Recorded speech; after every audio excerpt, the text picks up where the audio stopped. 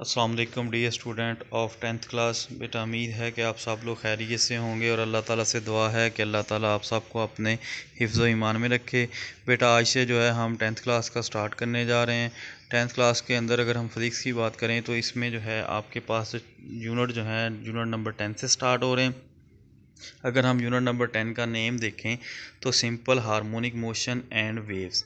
इस चैप्टर के अंदर हम ऑब्जेक्ट्स की जो है उनकी वाइब्रेशन, सिंपल हार्मोनिक मोशन और वेव्स को जो है वो डिस्कस करेंगे। सिंपल हार्मोनिक मोशन जो है ये भी वाइब्रेटरी मोशन की ही एक किस्म है और इसको इस चैप्टर के अंदर वेव्स के साथ कम्प्लीटली हम डिस्क्राइब करेंगे। तो सबसे पहले जो हमने इस चैप्टर के अंदर चीज़ को डिस्कस करना है वो है वाइब्रेशन। अगर चैप्टर की स्टार्ट में फ़र्स्ट 2 लाइंस देखें तो उसके अंदर वाइब्रेशन की डेफिनेशन दी है। बेटा ये वाइब्रेशन की डेफिनेशन वाइब्रेटरी मोशन से ही बनी है, जो आपने 9th क्लास में फ़िज़िक्स के अंदर वाइब्रेटरी मोशन को याद किया था, देखा था उसको। तो उधर से ही इसकी डेफिनेशन बिल्कुल वही है और इधर मिलती जुलती है। एक साथ वर्ड इधर आप देखेंगे इस चैप्टर के अंदर ऑसिलेशन का यूज़ होता है। ऑसिलेशन और जो आपका वाइब्रेशन दोनों सेम वाइब्रेशन के लिए आप यूज़ कर सकते हैं, दोनों का मीन एक ही है वाइब्रेशन। तो जहाँ पर ऑसिलेशन आ जाए या वाइब्रेशन आ जाए तो उससे मुराद वाइब्रेटरी मोशन ही हम लेंगे। अब अगर हम वाइब्रेटरी मोशन की डेफिनेशन देखें तो इसकी डेफिनेशन में है a body is said to be vibrating if it moves back and forth और to and fro about a point. एक बॉडी जो है उसको कहेंगे कि वाइब्रेटरी मोशन के अंदर है या वाइब्रेशन कर रही है अगर वो अपनी मीन पोजीशन से टू एंड फ्रो या बैक एंड फोर्थ मोशन कर रही हो, तो उसकी इस मोशन को हम वाइब्रेटरी मोशन कहते हैं। Another term for vibration is oscillation. Vibration के लिए जो दूसरी टर्म इस्तेमाल होती है उसको हम ऑसिलेशन कहते हैं। आगे इस चैप्टर के अंदर जो सिंपल हार्मोनिक मोशन है ये भी वाइब्रेटरी मोशन या ऑसिलेटरी मोशन की ही एक टाइप है। इसको अब हम कम्प्लीटली डिस्कस करेंगे। आपका जो टॉपिक है आज का जिसको हमने देखना है वह simple harmonic motion. Simple harmonic motion को डिफ़ाइन करने से पहले हम एक एक्सपेरिमेंट देखते हैं जिसके अंदर सिंपल हार्मोनिक मोशन को डिस्क्राइब किया गया है। उस एक्सपेरिमेंट को कंप्लीट करने के बाद फिर हम सिंपल हार्मोनिक मोशन की डेफिनेशन के जो है उसको डिस्कस करेंगे। अगर हम इसमें देखा जाए तो इसमें इसने लिखा है in the following section we will discuss simple harmonic motion of different systems. तो सबसे पहले जो हम जो है डिफरेंट सिस्टम के अंदर जो है वाइब्रेटरी मोशन या ऑसिलेटरी मोशन जो है उसको जो सिंपल हार्मोनिक मोशन की फॉर्म के अंदर डिस्कस करेंगे वो हमारे पास है motion of a mass attached to a spring. अगर इस टॉपिक की तरफ हम जाएँ तो इसमें जो है आपके पास एक स्प्रिंग है जिसके साथ उसने एक मैस को अटैच किया हुआ है। अगर हम इसको डायग्राम को पहले समझ लें अच्छे तरीके से तो फिर हमारे पास इसकी जो है डिटेल को डिस्कस करना या उसको समझना इजी हो जाएगा। डायग्राम के अंदर आप जैसे देख सकते हैं कि ए के अंदर मैस एम है, उसको उसने एक स्प्रिंग के साथ अटैच किया हुआ है।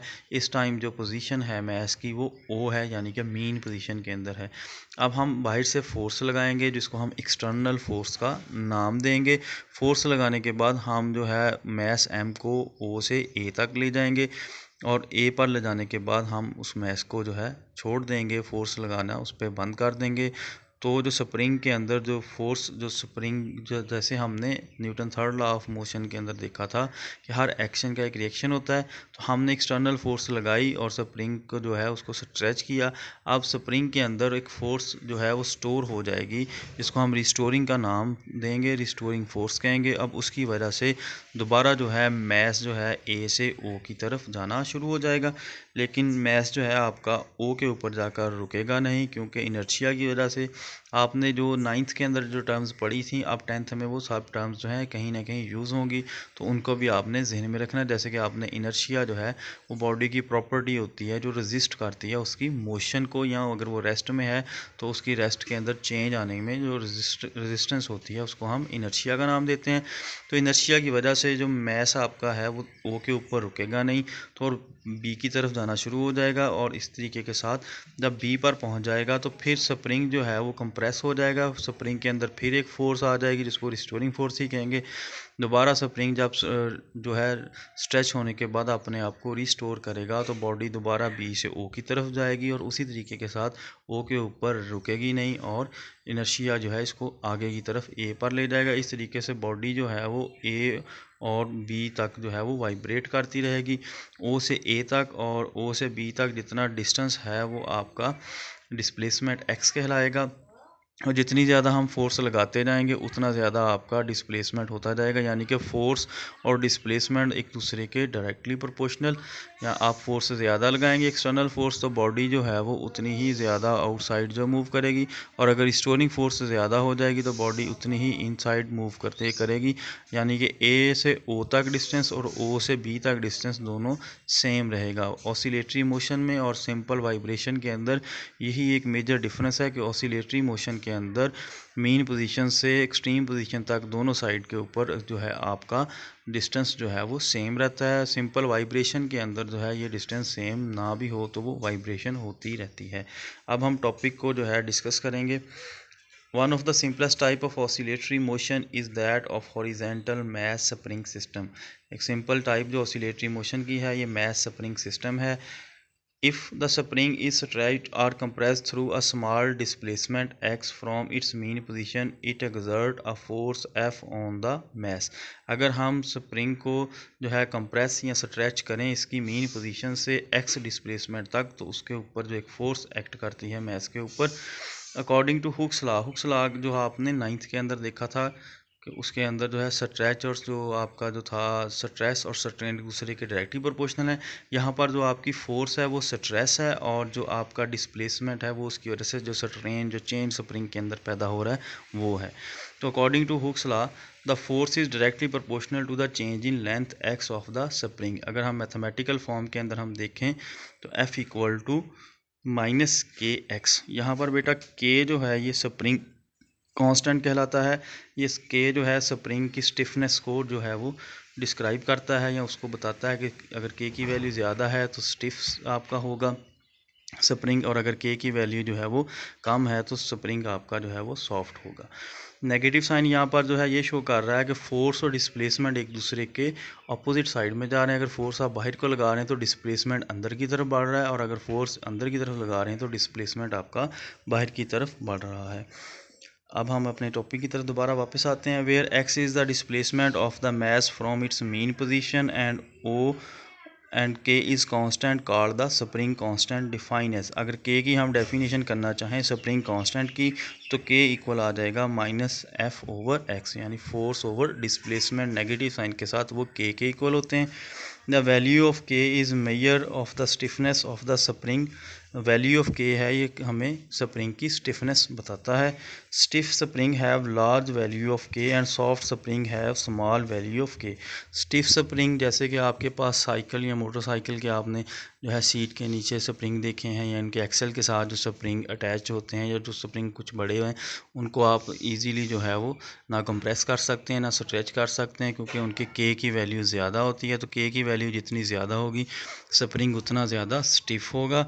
जैसे आपके बॉल पॉइंट के अंदर जो स्प्रिंग होता है अगर आप उसने देखते हैं तो उसको ईजीली आप जो है वो डिफॉर्म कर सकते हैं या कंप्रेस या स्ट्रेच कर सकते हैं, क्योंकि उसकी स्टिफनेस की वैल्यू जो है वो कम है, वो इतना स्टिफ नहीं होता। तो के की वैल्यू कम होगी तो स्प्रिंग जो है उसको स्ट्रेच करना इजी रहेगा, आपको इजीली कर सकते हैं। अगर के की वैल्यू ज़्यादा है बड़ी है स्प्रिंग की तो उसको जो है स्ट्रेच करना या कंप्रेस करना आपके लिए मुश्किल होता है। अब according to Newton second law of motion force जो है वो किसके इक्वल होती है, force equal to mass into acceleration. तो फोर्स आपकी आ जाएगी F equal to m a, therefore k equal to minus m a over x and acceleration equal to minus k over m into x. अब जो ए जो है ये आपका प्रोपोर्शनल आ जाएगा माइनस एक्स के, यानी कि अगर जितना ज़्यादा डिस्प्लेसमेंट होगा उतना ज़्यादा एक्सेलरेशन क्रिएट होगा, लेकिन दोनों की जो है डायरेक्शन अपोजिट होगी। जब ए की डायरेक्शन इनसाइड होगी तो आपका जो है डिस्प्लेसमेंट एक्स उसकी डायरेक्शन आउटसाइड होगी। तो जो बॉडी भी सिंपल हार्मोनिक मोशन कर रही होगी तो उसमें जो है एक्सेलरेशन जो है वो आपका डिस्प्लेसमेंट के जो है वो अपोजिट साइड के अंदर होगा और उसके डायरेक्टली प्रोपोर्शनल होगा। ये चीज़ जो है इन आम जो मोशन है आपकी वाइब्रेटरी मोशन, उसको जो है सिंपल हार्मोनिक मोशन से अलग करती है। It means that acceleration of mass attached to a spring is directly proportional to its displacement from the mean position. Hence, the horizontal motion of a mass spring system is an example of simple harmonic motion. अब आपकी जो है आम जो vibratory motion है और simple harmonic motion में major difference क्या आ गया कि एक्सेलरेशन जो है वो डायरेक्टली प्रोपोर्शनल होगा आपका डिस्प्लेसमेंट में और उनकी डायरेक्शन एक दूसरे से अपोजिट होगी। तो ऐसी बॉडी जिसमें एक्सेलरेशन जो है नेगेटिव ऑफ डिस्प्लेसमेंट के डायरेक्टली प्रोपोर्शनल आ जाए तो वो आपकी जो आम वाइब्रेटरी मोशन है उसको हम जो है सिंपल हार्मोनिक मोशन कहेंगे। इसमें आप इस जो लास्ट इक्वेशन है उसको कम्प्लीटली डिस्क्राइब किया गया है। The negative sign in equation 10.1 means that the force exerted by the spring is always directed opposite to the displacement of the mess.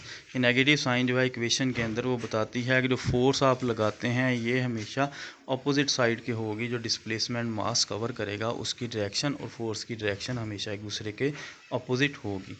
ऐसा क्यों था? Because the spring force always acts toward the mean position. जो spring की force है वो हमेशा mean position की तरफ होगी। जब आप बाहर से एक्सटर्नल फोर्स लगा रहे हैं, आप स्प्रिंग को जो है ओ से ए की तरफ मूव कर रहे हैं, जो स्प्रिंग के अंदर फोर्स होगी जिसको हम रिस्टोरिंग फोर्स का नाम देते हैं, वो स्प्रिंग को अब मीन पोजीशन की तरफ लेकर जाएगी। अब मीन पोजीशन पर बॉडी नहीं रुकी, वो ए की तरफ चलेगी, ओ से बी की तरफ जाएगी। तो बी की तरफ जाने पर फिर स्प्रिंग के अंदर जो है स्ट्रेच जो कंप्रेस होने की वजह से फोर्स स्टोर हो जाएगी। उस फोर्स को जो है हम रीस्टोरिंग फोर्स का नाम देंगे, जो दोबारा से उसको रीस्टोर करने की कोशिश करेगी और कहेगी कि बॉडी जो है वो दोबारा ऊपर आकर रुके, लेकिन इनर्शिया उसको रुकने वहाँ पर नहीं देता। यहाँ से फिर आपके पास रीस्टोरिंग फोर्स की एक डेफिनेशन आ जाती है। A restoring force always pushes or pulls the object performing oscillatory motion towards the mean position. Restoring force हमेशा जो बॉडी जो वाइब्रेटरी मोशन या ऑसिलेटरी मोशन कर रही है उसको जो है मीन पोजीशन की तरफ पुश या पुल करने की कोशिश करती है। तो वो फोर्स स्प्रिंग के अंदर जो स्टोर हो और बॉडी को मीन पोजीशन की तरफ लाने की कोशिश करे, उस फोर्स को हम रिस्टोरिंग फोर्स का नाम देते हैं। अब हम इसकी मोशन को डिटेल में डिस्कस फिर से करेंगे। In the initial mass is at rest in mean position. Initially जो है आपका जो मैस है वो मीन पोजीशन ओ के ऊपर रेस्ट की हालत में है। The resultant force on the mass is zero. इस टाइम जो है जो फिगर ए के अगर हम देखें तो उसके ऊपर जो रिजल्टेंट फोर्स है वो ज़ीरो है, बॉडी रेस्ट के अंदर पड़ी है। Suppose the mass is pulled through the distance x up to extreme position A. फ़र्ज़ करें कि आपने फोर्स लगाई और इसको ओ से एक्सट्रीम पोजीशन ए तक ले गए, तो ओ से ए तक जो डिस्प्लेसमेंट है आपका वो एक्स कहलाएगा। एंड देन रिलीज, फिर आपने उसको छोड़ दिया, ए पर ले जाने के बाद आप फोर्स लगाना बंद कर देंगे। The restoring force exerted by the spring on the mass will pull it towards the mean position O. Due to the restoring force the mass moves back towards the mean position O. अब आपने जो है body को छोड़ा तो restoring force जो spring के अंदर आपके जो एक्सटर्नल फोर्स के रिएक्शन के तौर पर स्टोर हो जाएगी, वो बॉडी को दोबारा पोजीशन ओ की तरफ धकेलना शुरू करेगी। तो बॉडी जो है ओ के ऊपर ओ की तरफ जाना शुरू हो जाएगी। The magnitude of the restoring force decreases with the distance from the mean position and becomes zero at O. जो आपकी जो मैग्नीट्यूड है रिस्टोरिंग फोर्स का, जैसे जैसे जो है वो बॉडी जो है ए से ओ की तरफ जाएगी तो वो आपका मैग्नीट्यूड उसका या उसकी मकदार जो है वो कम होना शुरू हो जाएगी और ओ के ऊपर पहुंचकर आपकी रिस्टोरिंग फोर्स जो है वो ज़ीरो हो जाएगी। लेकिन ओ के ऊपर जो है मैस आपका रुकता नहीं है, क्योंकि आपका जो है उसके अंदर इनर्शिया की वजह से मैस जो है दोबारा जो है आगे की तरफ मूव करेगा और ओ से बी की तरफ जाना शुरू हो जाएगा। जैसे जैसे मैस जो है ओ से बी की तरफ जाएगा, स्प्रिंग जो है वो कंप्रेस होता जाएगा और जिसकी वजह से स्प्रिंग के अंदर फिर रिस्टोरिंग फोर्स आ जाएगी। अब वो रिस्टोरिंग फोर्स क्या करेगी, इसको हम नेक्स्ट देखते हैं। Due to inertia the mass does not stop at the mean position O but continues its motion and reaches the extreme position B.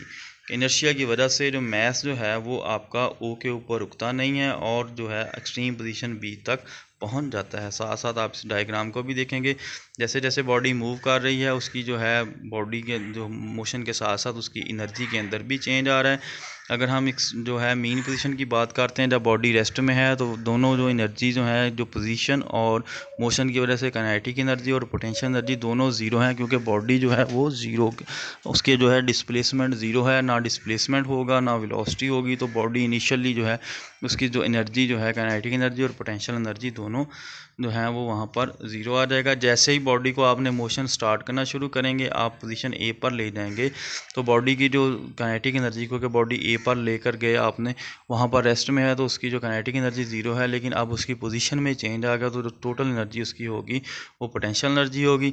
अब जैसे ही वाइब्रेशन स्टार्ट होगी तो उसकी बॉडी की जो एनर्जी जो है एक दूसरे में कन्वर्ट होना शुरू हो जाएगा। अब एनर्जी कैसे कंजर्वेशन हो रही है इसको डिटेल में देखना है। काइनेटिक एनर्जी जब आपने उसको ए से रिलीज़ किया तो उसकी जो है पोटेंशियल एनर्जी काइनेटिक एनर्जी के अंदर चेंज होना शुरू होगी, क्योंकि उसके वेलोसिटी के अंदर चेंज आना शुरू हो गया। ऊपर पहुंचने के बाद उसकी काइनेटिक एनर्जी मैक्सिमम हो जाएगी, क्योंकि मीन पोजीशन के ऊपर पहुंचने के बाद बॉडी की वेलोसिटी मैक्सिमम और एक्सट्रीम पोजीशन के ऊपर वेलोसिटी मिनिमम। अब ये चीज़ आपने जहन में रखना है। दो बातें अगर आपको समझ आ जाएँ तो यहाँ पर एनर्जी कंजर्वेशन भी समझ आ जाएगी। एक्सट्रीम पोजीशन के ऊपर बॉडी की वेलोसिटी ज़ीरो और डिस्प्लेसमेंट या पोजीशन उसकी वो उसका जो डिस्प्लेसमेंट जो है पोजीशन के साथ वो मैक्सिमम। जब डिस्प्लेसमेंट मैक्सिमम होगा तो फिर पोटेंशियल एनर्जी भी मैक्सिमम हो जाएगी, और जहाँ पर वेलोसिटी ज़ीरो हो जाएगी वहाँ पर काइनेटिक एनर्जी भी ज़ीरो हो जाएगी। मीन पोजीशन के ऊपर काइनेटिक एनर्जी मैक्सिमम और पोटेंशियल एनर्जी ज़ीरो, वो इसलिए कि मीन पोजीशन के ऊपर पर पहुंचने पर बॉडी की वेलोसिटी मैक्सिमम हो जाएगी और डिस्प्लेसमेंट उसका मीन पोजीशन से ज़ीरो।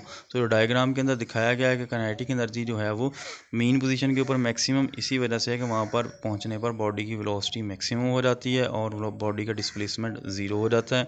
और एक्सट्रीम पोजीशन ए और बी के ऊपर बॉडी की जो काइनेटिक एनर्जी है वो ज़ीरो शो की गई है, क्योंकि वहाँ पर जो है वेलोसिटी ज़ीरो हो जाती है और डिस्प्लेसमेंट मैक्सिमम है। तो डिस्प्लेसमेंट मैक्सिमम होने की वजह से वहाँ पर जो आपकी पोटेंशियल एनर्जी है वो मैक्सिमम होगी।